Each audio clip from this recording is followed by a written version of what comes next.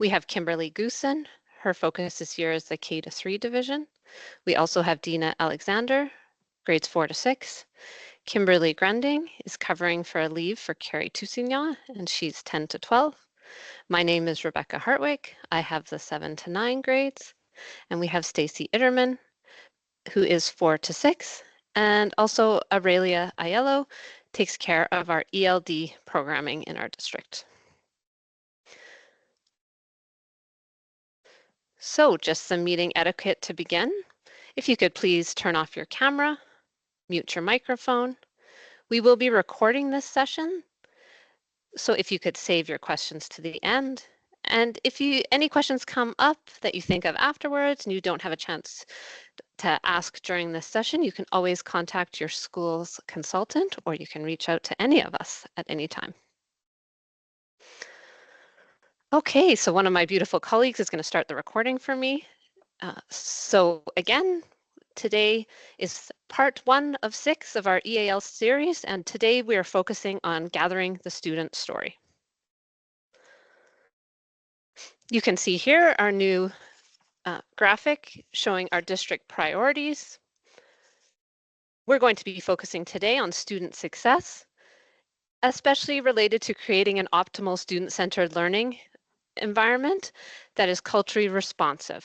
So you can see that on our student success section of our district priorities. Our targets for today's session are to review the EAL codes. We'll also be looking at the factors that impact language learning, and finally, gathering a student's story.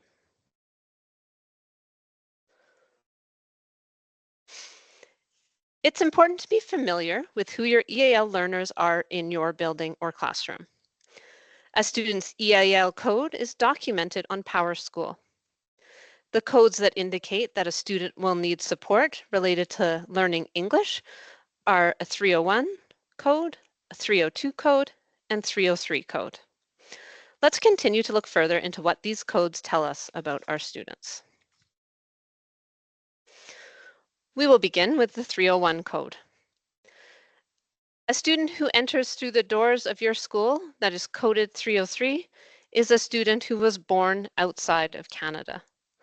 These students would have completed the online registration and then been assessed at their school.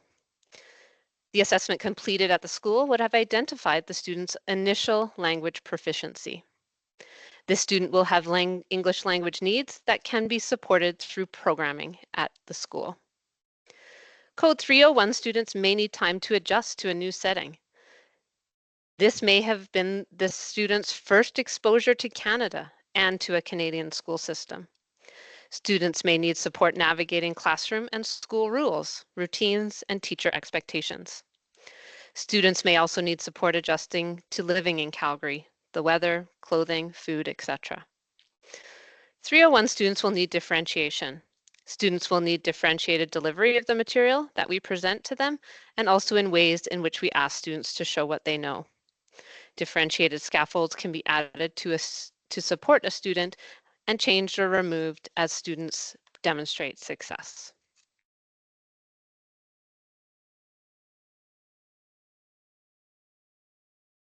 Here we can see an example of a 303 registration.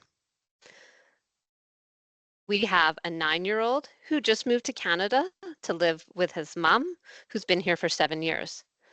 The student had not seen his mother since he was 2 years old. He lived with his grandparents in the Philippines, and reporting that he's so scared and sad. So this is an example of a student in our district who was born outside of Canada and has language needs. You can see that being born outside of Canada and learning English is only part of this student's story. Leaving important family members behind will have an impact on our students. Reunifying with parents who a student has been separated from may also be difficult.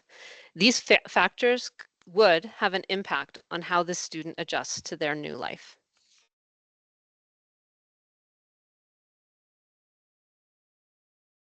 Moving on to 302. Code 302 students are international students. Their parents have paid for their child to attend school in our district. Similar to a 301 code, these students are born outside of Canada and are registered by our international team. Code 302 students may have English language needs. They may need time to adjust to their new setting and may have cultural adjustment needs. These students may need to build culturally specific background knowledge to better understand content and context during lessons. These students may also need their input and output differentiated. Here we have a 302 registration example of a grade 10 student from Shanghai, China. His parents are factory workers, public school, he reported public school is horrible, and my parents pay for me to stay in a homestay in Canada for a better education. I am lonely, depressed, and I hate Canada. Some of our older international students are sent here on their own and experience a variety of different living situations. The adjustment to living away from their family home may cause feelings of loneliness and vulnerability. Understanding what a student is experiencing will help support their adjustment. Regarding international students, we do have a consultant for our international students, and her name is Lily Chow. And if you have any questions or concerns regarding international students, you can always reach out to her.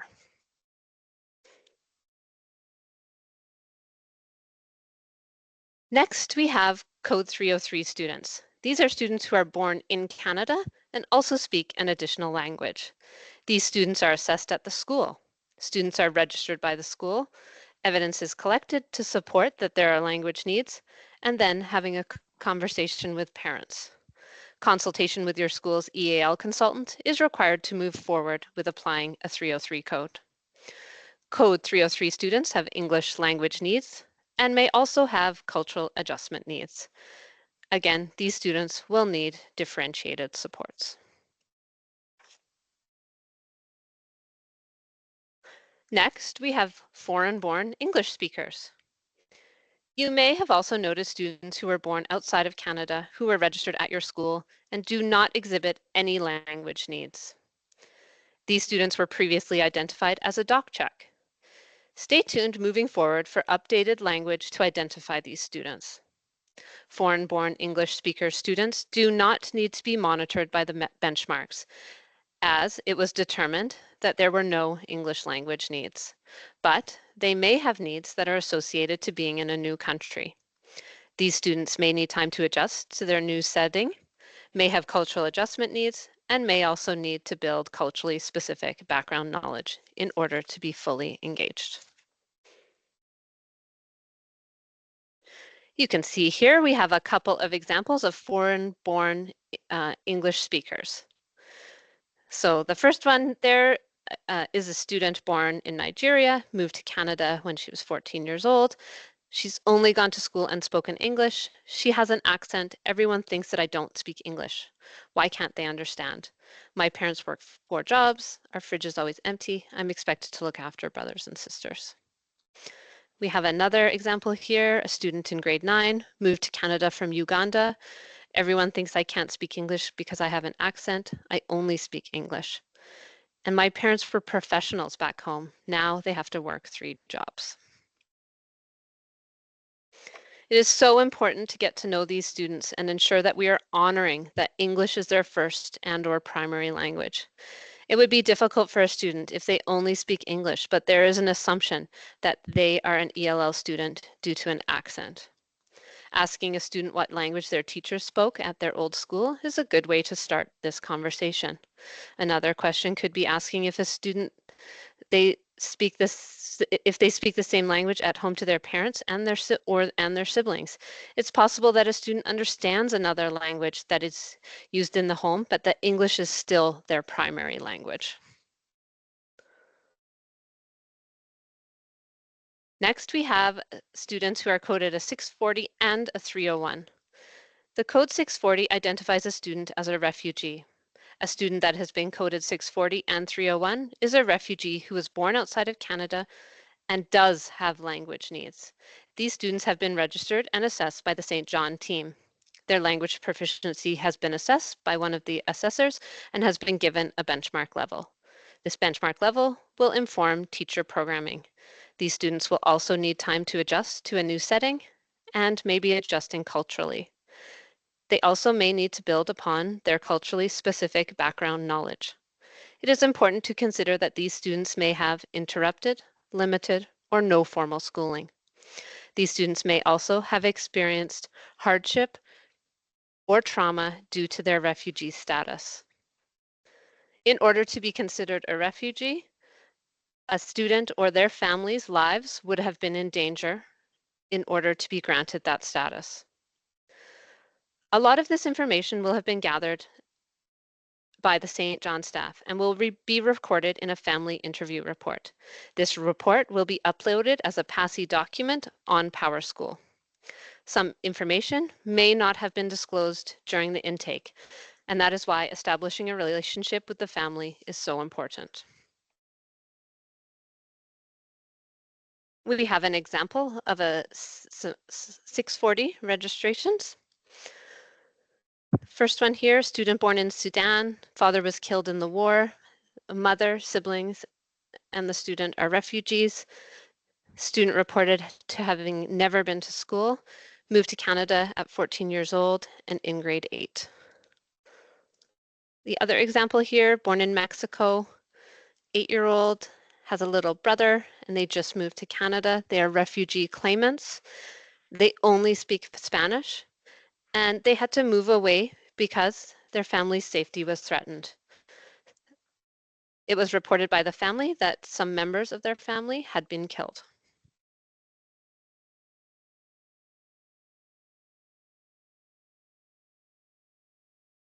Lastly, a student may have been coded as 640 and visited the St. John team as a doc check. Again, a 640 identifies a student as a refugee and a doc check or English speaker. Someone born outside of Canada, and there are no English language needs. But there may be possible learning gaps. Students may need support due to possible hardship or trauma they may have experienced. Students may also need time to adjust to a new setting, have cultural adjustment needs, and may need to build culturally specific background knowledge. Okay, moving on to our next target, which is the factors that impact language learning. We will start with the stages of cultural adjustment. You can see here, we have listed 4 stages. It's important to know that these stages are not linear and they do not only move in one direction. Students could progress through the levels and then revert back a level or 2 based on the experiences they're having in their new country. So the first stage is arrival and first impressions. Often this stage comes with feelings of optimism, adventure, excitement. Secondly, we have culture shock. This would be where things seem exciting and you're very curious about it. You have optimism and sadness and loss. Feelings of homesickness may come, uncertainty, and not belonging. Individuals may withdraw or act out. Thirdly, we have recovery and optimism. Students would then be beginning to develop coping skills and gain some confidence in their ability to overcome difficulty. And then lastly, we have acculturation, which brings with it a sense of confidence, flexibility, and tolerance. They're able to value and appreciate aspects of both cultures. Also important to note that a student may be at a very different stage of cultural adjustment compared to a parent. Oftentimes our students progress through these possibly quicker because they are so immersed in the school and get to become experts in how things work in Canada, whereas the parents are maybe at home looking after younger siblings and not as involved in their new society as the students are. It's important to note that because it may be difficult to get parents to come into the school or to get parents to reach out to you or for you to get contact with parents. And this may be that they're still in the beginning stages of their cultural adjustment. So when making appointments for interviews or asking parents to come into the school to further gather a student's story, important to note that parents may need some extra support in order to get them to feel comfortable to come to the school.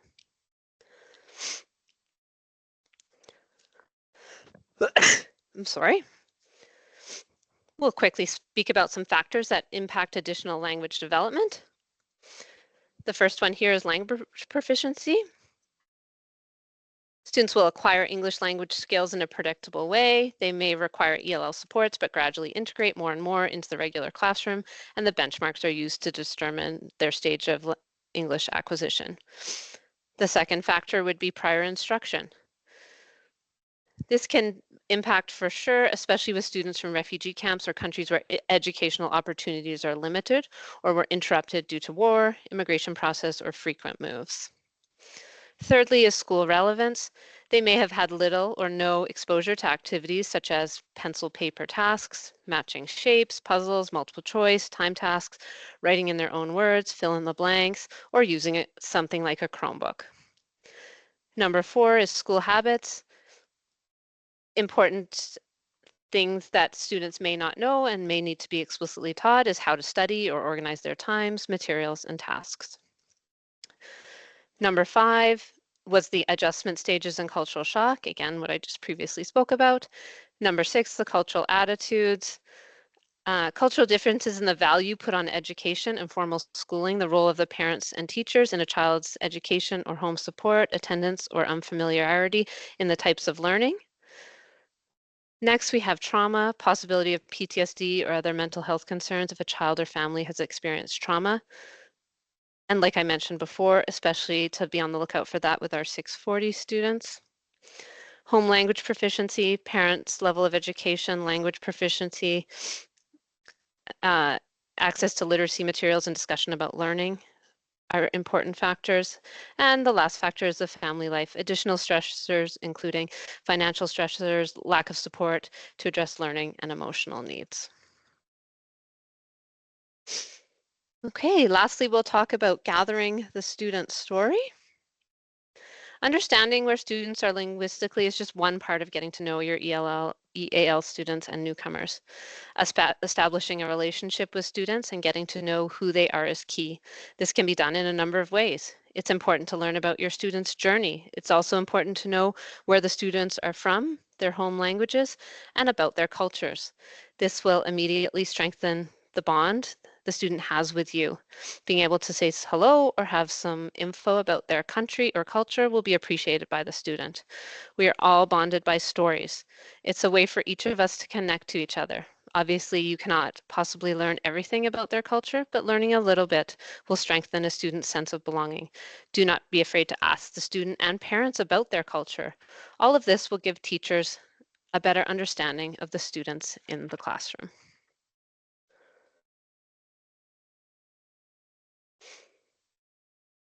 So regarding who should gather the information, plan and be targeted in how you gather and who can be part of the team of the gathering the information. Work collaboratively to gather information to build the student profile and support the child from a holistic perspective. So teacher collaborative groupings, an ELD teacher if you have an in-person ELD class at your school, CT and DLCT team, administration team, and the school staff. A student story can be gathered in a number of ways. One-on-one conferences and meetings with student and family members to welcome, learn, and build relationships is encouraged. This could be done during parent-teacher conferences or other meeting times. There are a number of classroom activities that could be planned, which would allow all students in your class to share their stories. This helps to develop community and belonging in the classroom. An example would be a talk time activity like Would You Rather? A question could be, would you rather eat a meal that your family has made at home or go to a restaurant to eat where they serve food that is not your favorite? This would open up for students to talk about some traditions surrounding food in their home.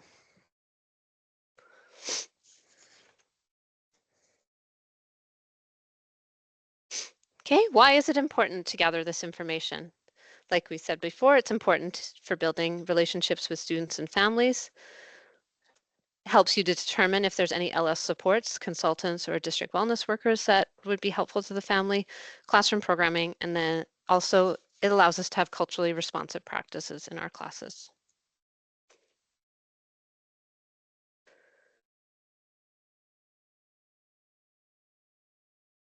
As with the changes to the registration process, where students are coming to the school to be registered, unless they are a 640 student, it's important to think about where you would store this information. Understanding where students are linguistically, again, is just one part of getting to know your ELLs. This information here is also important. A reminder that for refugee students, the student story will be collected by the St. John team and then shared as a PASI document on PowerSchool. For students born outside of Canada who are assessed at the school, the student story will be collected at the school site.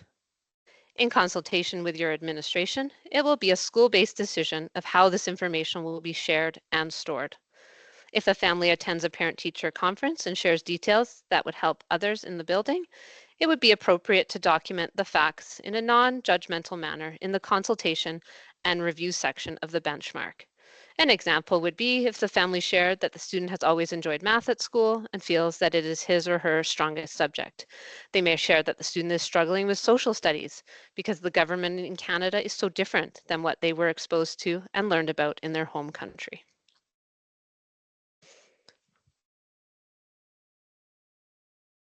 Okay, at the end here, we're just going to point out some upcoming professional growth sessions. These sessions are all available for registration on the professional learning platform. On October 11th, we have district PG day. The EAL team is offering a number of sessions. So if you're interested in attending, the sessions are available in the afternoon from 1 until 2:30. We have one being offered live online, a couple at Notre Dame High School, and one at Our Lady of the Rockies. So check it out. October 15th, we have Gathering Evidence PG. October 17th, ELD Collaborative Session.